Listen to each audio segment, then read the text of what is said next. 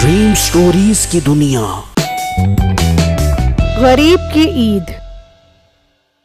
ये उन दिनों की बात है जब ईद को गुजरे कुछ ही दिन हुए थे और लोगों ने कुर्बानी के जानवरों का गोश्त गरीबों में तकसीम किया। लेकिन मीठे कसाई और उसकी बीवी ने तो अनोखा ही काम किया। उन्होंने लोगों के घरों से गोश्त इकट्ठा किया और फ्रिज में रख दिया। चल बेगम, जल्दी से कट्टे के गोश्त का कोरमा बनाकर खिला। ना मीठे, मेरे से ऐसी बात न करियो। गोश्त को हाथ न लगाने दे दूंगी। गोश्त को तो देखकर मैं खुश होती रहती हूँ। मेरे से मेरी खुशियाँ न छीनियो। नहीं तो तू बात तो ऐसे कर रही है जैसे गोश्त तू जहेज में लेकर आई है। चल जाकर मुझे 1 किलो भुना हुआ गोश्त बना कर दे। मीठे, अगर मेरे से सारा पुट्टी मीठा बनने की कोशिश की ना तो तुझे आग पर रख कर भून डालूंगी। यही तो कमाई करने के दिन है। दुकान पर ये गोश्त लेके जाओ, नोट पर नोट बना।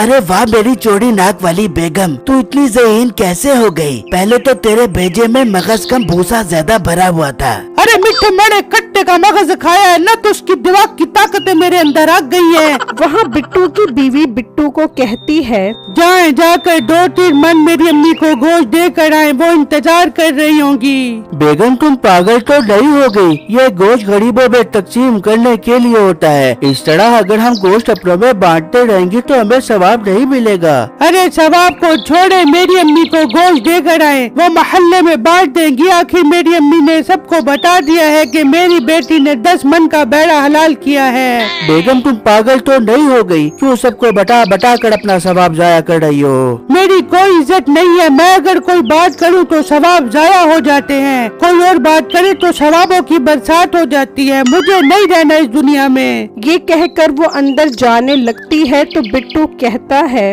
अरे बेगम बात तो सुनो, इस तरह नाराज तो मत हो। नहीं सुननी मुझे किसी की भी कोई बात। अगर मेरी घर में कोई इज्जत नहीं है तो मैं भी इस घर में नहीं रहूंगी। मैं जा रही हूँ यहाँ से। ये कहकर वो अंदर आ जाती है तो बिट्टू भी अंदर आ जाता है। अच्छा अच्छा बेगम तुम परेशान मत हो, मैं जाता हूँ गोश्त लेकर तुम्हारी अम्मी के पास। ना जाएं आप, कोई जरूरत नहीं है आपको मेरी अम्मी को गोश्त देने की। बकरी दूध दे, वो भी मेंगड़ियाँ कर के, तो क्या फायदा। अच्छा ना बाबा, मैं लेकर जाता हूँ ना गोश्त। प्लीज अब तो अपना मूड ठीक करो। अच्छा अच्छा, जाएं आप गोश्त लेकर। फिर बिट्टू गोश्त लेकर घर से निकलता है और अपनी सास के घर पहुंचता है। अम्मी जान, आपके लिए गोश्त लेकर आया हूँ कुर्बानी का। वाह बेटा, बड़ी जल्दी ख्याल आ गया गोश्त का। खैर कितना गोश्त लेकर आया है? जी अम्मी जान, पूरा 1 मन गोश्त लेकर आया हूँ आपके लिए। 1 मन? तो बता रही थी कि हमने 10 मन का बेड़ा हलाल किया है। जी जी अम्मी जान, माशाल्लाह माशाल्लाह, 10 मन का बेड़ा हलाल किया था हमने ईद पर।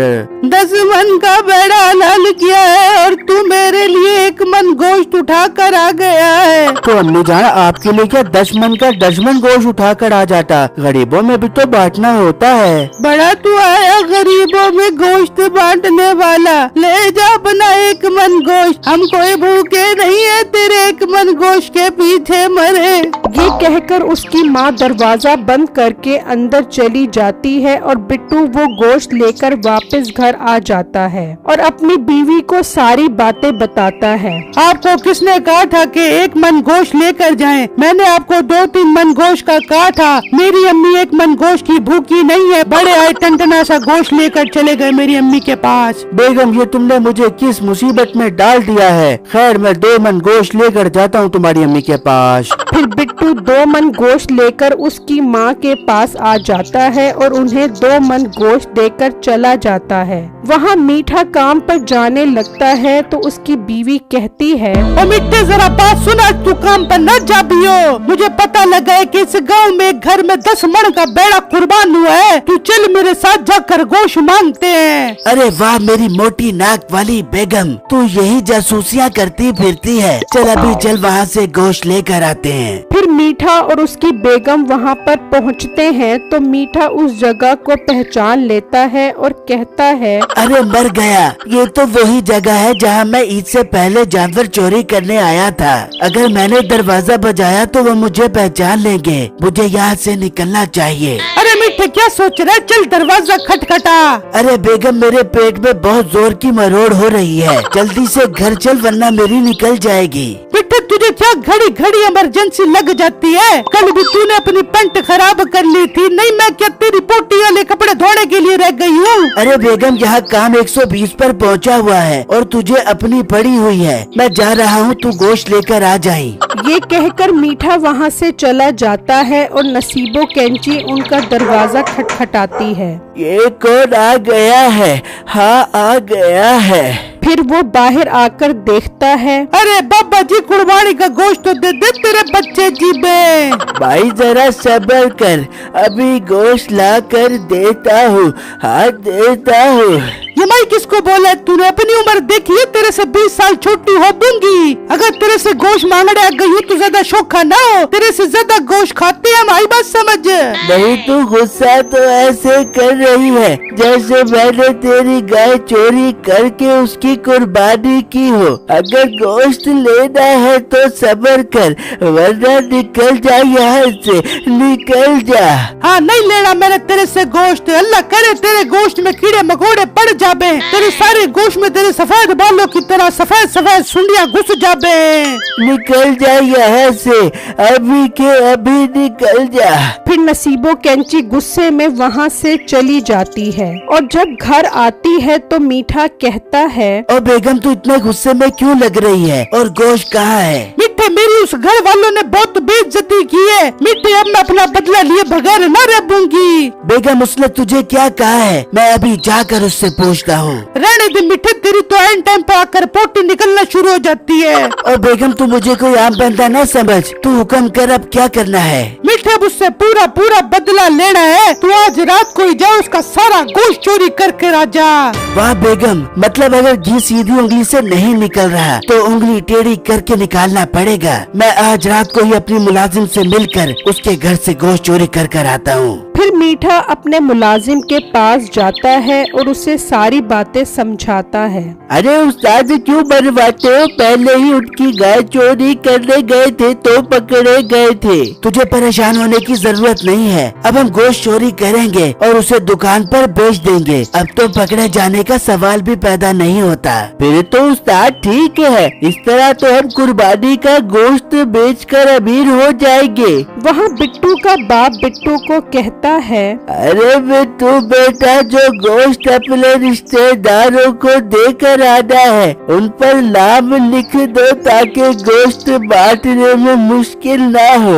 हाँ, ना हो। ठीक है अब्बू जान, मैं अभी गोश्त पर जाकर नाम लिख देता हूँ। फिर बिट्टू सारे गोश्त पर अपने रिश्तेदारों का नाम लिख देता है और गोश्त को फ्रिज में रख देता है। फिर जब रात होती है तो मीठा और उसके साथी चुपके से बिट्टू के घर के पास आते हैं और फिर अंदर आकर फ्रिज से सारा गोश्त निकाल लेते हैं और गोश्त को लेकर वहाँ से चले जाते हैं। और अगले दिन वही गोश्त अपनी दुकान पर लगाकर बैठ जाते हैं। वहाँ जब सुबह बिट्टू फ्रिज देखता है तो उसमें गोश्त नहीं होता। बिट्टू ये बात जाकर अपने बाप को बताता है। ये गोश्त कहाँ जा सकता है? अगर हमने रिश्तेदारों में गोश्त ना दिया तो हमारी नाक कट जाएगी। हाँ, कट जाएगी। मैं ऐसा करता हूँ, बाजार से गोश्त खरीद आता हूँ।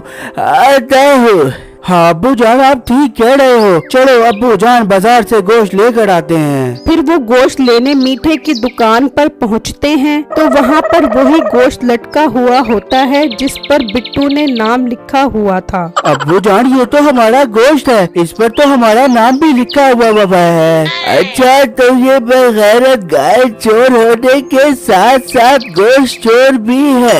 ये बात सुनकर मीठे का मुलाजिम वहाँ से भाग जाता है और वो दोनों मीठे को पकड़ लेते हैं। अंकल, मुझे माफ कर दो, मुझसे गलती हो गई। नहीं, तुझे तो हम पुलिस स्टेशन ले जाते हैं, अब वो तुझे ठीक करेंगे। मुझे कमेंट बॉक्स में जरूर बताइएगा कि आपको मेरी स्टोरी कैसी लगी। शुक्रिया।